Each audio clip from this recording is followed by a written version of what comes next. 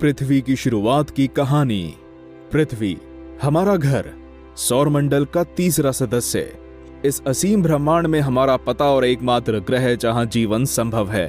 अंग्रेजी में अर्थ, Spanish, French और इटालियन में टेरा, तमिल में उलगम, इंडोनेशियन में भूमि और फिनिश में माँ कहलाने वाले इस ग्रह को हम देवनागरी में पृथ्वी या भूमि कहते हैं।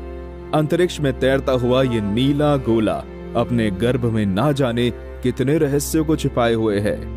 आज पृथ्वी के हर इंच पर जीवों ने कब्जा कर लिया है और उन्नत मानव सभ्यता ने अनेकों खोजे और आविष्कार कर लिए हैं। लेकिन पृथ्वी कैसे बनी और इस पर जिंदगी की शुरुआत कैसे हुई, इससे बड़ा कोई प्रश्न शायद ही हमारे मन में हो।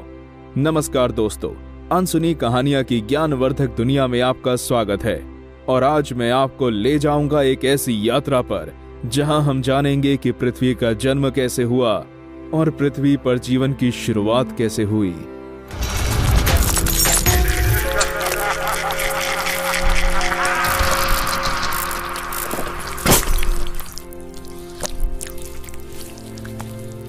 हाइड्रोजन और हीलियम से बना एक ठंडा और बड़ा घूमता हुआ बादल, जिसे सोलर नेब्यूला नाम दिया गया है, वो ग्रेविटी के प्रभाव में सिकुड़ने लगा और आसपास की गैसें बादल के केंद्र में जमा होने लगी, जिससे कि केंद्र का घनत्व बढ़ गया और इसके साथ उसका तापमान भी।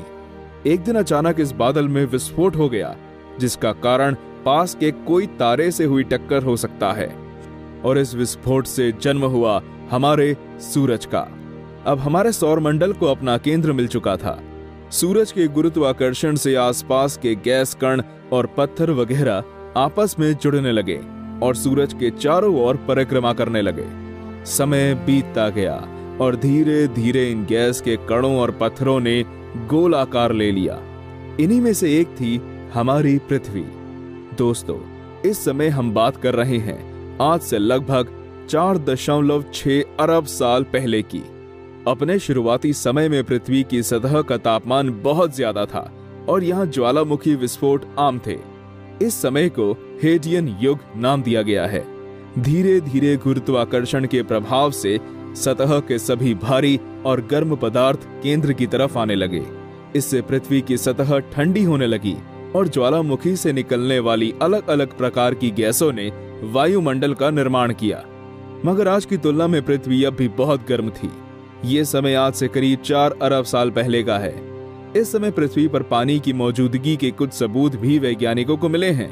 कुछ लोग मानते हैं कि ये पानी धूमकेतुओं के साथ जमी हुई बर्फ के रूप में आया था। ये बर्फ गर्मी के कारण भाप में बदल गई और बादल बनने लगे। ये बादल आज की ही तरह पृथ्वी पर पानी बनकर बरसे और कई करोड़ साल तक ये प्रक्रिया ऐसी ही चलती रही। समुद्रों का निर्माण हुआ और आखिरकार पृथ्वी जलमग्न हो गई। लगभग इसी समय पृथ्वी का एकमात्र प्राकृतिक उपग्रह यानी कि हमारा चंद्रमा भी बना था। कहा जाता है कि आज के मंगल ग्रह के आकार का ग्रह, जिसको थिया नाम दिया गया है, वो पृथ्वी की सतह से टकराया और पृथ्वी की बाहरी सतह का कुछ हिस्सा अलग हो गया। समय के साथ साथ इसने भी गोल आकार ले लिया और पृथ्वी के चक्कर लगाने लगा। माना जाता है कि थिया नाम का ये ग्रह भी उस समय हमारे सौर मंडल का एक सदस्य था। चंद्रमा के बनने को लेकर दिए गए इस सिद्धांत को जायंट इंपैक्ट हाइपोथेसिस या भीमकाय टक्कर परिकल्पना कहते हैं। मानो या ना मानो, इतने कम समय में हम पृथ्वी के एक युग की यात्रा पूरी कर चुके हैं। अब आप कहोगे कि पृथ्वी के बनने की कहानी बहुत हो गई, अब तो हमें यह बताओ कि हम और बाकी सब जीव जंतु इस पृथ्वी पर कैसे आए। तो बिना कोई देर करे चलिए चलते हैं आगे की यात्रा पर। हेडियन युग के बाद आता है आर्चियन युग। आज से 3.5 अरब साल पहले शुरू हुए इस युग को जीवन की शुरुआत का युग भी कहते हैं। पृथ्वी पर जीवन की शुरुआत अभी भी एक ऐसी पहेली बनी हुई है जिसे वैज्ञानिक सुलझा नहीं सके। इसको लेकर बहुत से विचार रखे गए हैं, लेकिन सटीक तथ्यों के साथ कुछ ही विचार उपलब्ध हैं। सबसे ज्यादा प्रचलित और मान्य विचार ये है कि समुद्रों में ही जीवन का विकास हुआ है। समुद्रों में पाए जाने वाले तत्वों ने आपस में जटिल रासायनिक अभिक्रियाएं शुरू कर दी और इनके कारण ही समुद्र में जीवन की शुरुआत हुई। कुछ वैज्ञानिक इस समय के पहले ही जीवन के शुरू हो जाने का दावा करते हैं, तो दूसरे कहते हैं कि अगर पृथ्वी पर जिंदगी इतनी जल्दी शुरू हो गई होती तो ब्रह्मांड के दूसरे ग्रहों में भी जिंदगी जरूर होती। लगभग 3.5 अरब साल पहले पृथ्वी पर पहले एक कोशी या यूनिसेल्युलर जीवों ने जन्म लिया। ये जीव आज की तरह ऑक्सीजन पर नहीं बल्कि मीथेन पर जिंदा रहते थे, क्योंकि उस समय पृथ्वी पर ऑक्सीजन की मात्रा बहुत कम थी। आज से करीब 2.4 अरब साल पहले पृथ्वी पर ज्वालामुखी की गतिविधियों में लगातार कमी होने लगी। तापमान बहुत तेजी से कम होने लगा और लगभग 2.5 करोड़ सालों के लिए हमारी पृथ्वी बर्फ का एक गोला बन गई। लेकिन यह समय पृथ्वी के लिए वरदान साबित हुआ, क्योंकि बर्फ से ढके हुए समुद्रों के नीचे जीव की संभावनाओं ने पनपना बंद नहीं किया।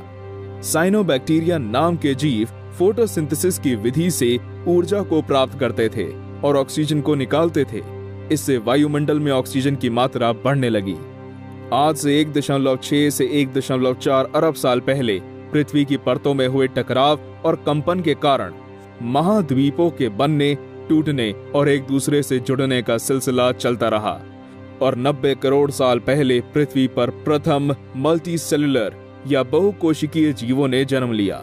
ऐसे जीवों के अवशेष ऑस्ट्रेलिया के बलुआ पत्थर की चट्टानों में मिले हैं।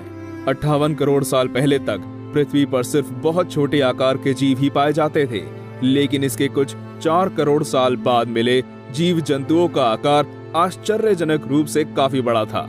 53 करोड़ साल पहले जीवन ने पहली बार समुद्र से धरती पर कदम रखा। इन्हें टेट्रापॉड्स कहा जाता था। इसके बाद तो जीवन के विकास की गति कुछ और ही थी। लगभग 30 करोड़ सालों पहले धरती पर जन्म हुआ डायनासोर का। इन विशालकाय जीवों के अवशेष हमें भारी मात्रा में मिल चुके हैं और इनके बारे में हमें काफी विस्तृत जानकारी भी है। डायनासोर्स ने कई करोड़ सालों तक पृथ्वी पर राज किया, लेकिन एक दिन ऐसा आया कि डायनासोर की लगभग सारी प्रजाति ही समाप्त हो गई। 6.5 करोड़ साल पहले 10 किलोमीटर लंबी एक ग्रहिका 70,000 किलोमीटर प्रति घंटे की गति से पृथ्वी की सतह से इस तरह टकराई कि पृथ्वी और समुद्र में रहने वाले ज्यादातर जीवों का अंत हो गया। पृथ्वी की करीब 70% प्रजातियां खत्म हो चुकी थी। अब पृथ्वी पर वो जीव राज करने वाले थे जिनकी प्रजातियां इस महाविनाश में बच गई थी, और वे थे स्तनपायी जीव या मैमल्स। आज से करीब 4 करोड़ साल पहले पृथ्वी की सतह में हुए कंपन के कारण जमीन का एक हिस्सा यूरेशिया से अलग होकर एशिया महाद्वीप से जुड़ गया और निर्माण हुआ पृथ्वी के सबसे ऊंचे और महान पर्वतों का, जिन्हें हम कहते हैं हिमालय।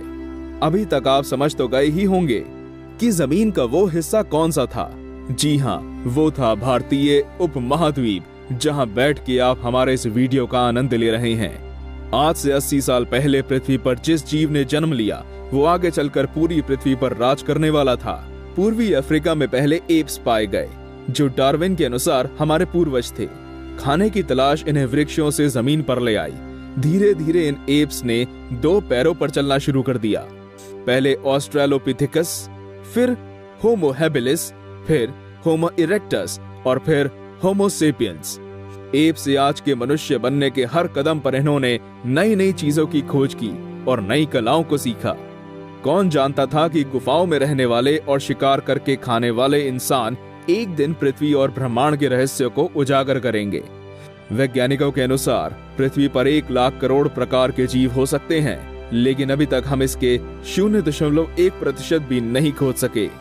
इसका मतलब ये है कि पृथ्वी अभी भी ना जाने कितने रहस्यों को छिपाए हुए है, जिनके द्वारा ये अपने आप को उन्नत समझने वाली मानव जाति के सामने प्रतिदिन नई चुनौतियां पेश करती है। दोस्तों, पिछले कुछ मिनटों में हमने पृथ्वी के 4.6 अरब साल के इतिहास की यात्रा की है। इसे देखकर लगता है कि इंसानी प्रजाति पृथ्वी पर अभी बहुत नई है, लेकिन इस छोटे से समय में भी हमने इस ग्रह को कितना नुकसान पहुंचा दिया है ना। दुनिया के सभी धर्मों के नाम अलग हो सकते हैं, लेकिन पृथ्वी को लेकर उनके विचार और आदर भाव एक जैसे हैं। खासकर हमारे भारत की प्राचीन संस्कृति में तो पृथ्वी को माता कहा गया है। पृथ्वी ही है जो सभी जीवों का पालन पोषण करती है। इसलिए मेरा मानना है कि हमें पृथ्वी को बचाने के लिए हर संभव सहयोग देना चाहिए। दोस्तों, आज के लिए बस इतना ही। आपको हमारा ये वीडियो कैसा लगा कमेंट करके जरूर बताएं।